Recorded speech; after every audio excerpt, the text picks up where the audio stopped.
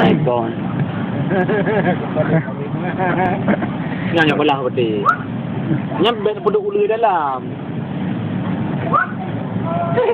Tidak santu terus. Sedap tengok live. Bapak cik berdua. Macam Malaya je ni. Dah ada pak cik. Ya, pak cik. Hang ada ha. Cok je dah menuju Napu.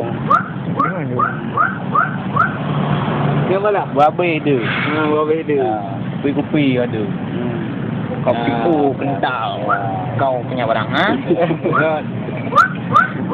Dia dia. Kau Sarmi. Baru kau tanya dulu. Mana Sarmi? Kau. Aku kedati lu kena apa? Enggak kamera mandu. Itu je yang dia. Lang internet kau sofa lah tenang. Empat je. Ini Lando.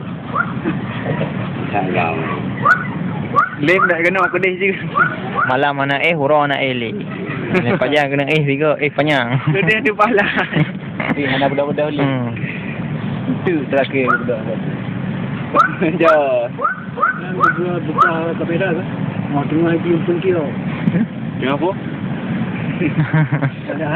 Oi, baik.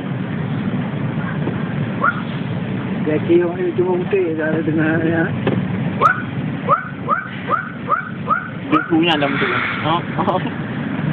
Kakak dia lembut tu. Yang minat badan.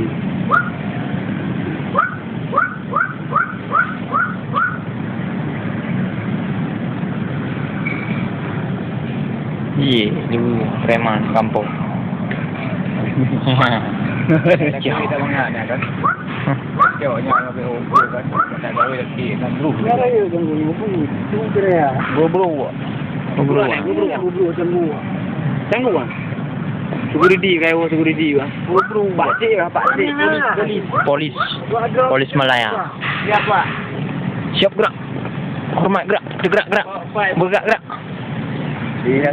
Nah, kipas agak lah. Gimana? Umur betul kena. Kopi ongkot. Dia makan ikan. Apalah dulu. Apalah boleh dah. Boleh. Ana goyang pun. Enggak.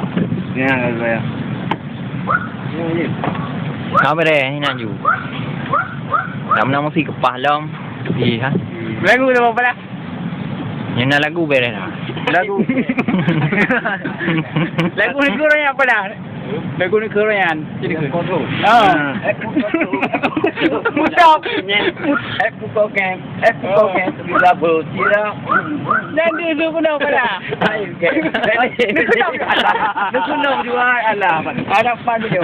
Belum nak bubuto nama lagi lagu je nak.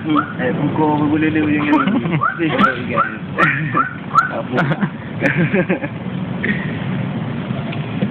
Ada. Aku bilang aku benar.